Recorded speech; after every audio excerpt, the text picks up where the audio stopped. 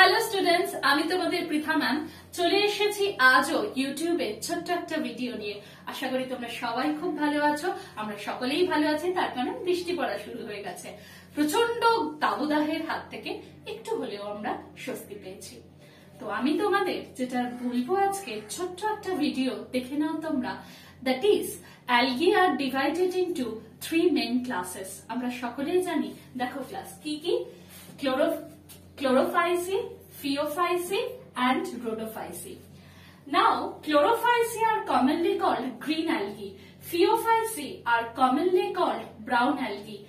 তাহলে class Rhodophyceae কে কি নামে পরিচিত বা Rhodophyceae কে কি বলা হয়? Rhodophyceae are commonly called, চটপট আমাকে কমেন্টে জানাও আনসার কি হবে, ঠিক আছে? আর ভালো লাগলে চ্যানেলটাকে অবশ্যই সাবস্ক্রাইব করে দিও আর লাইক কমেন্ট করতে কিন্তু ভুলো না। টাটা ক্লাস, সবাই ভালো থেকো, দেখা হবে পরের ভিডিওতে।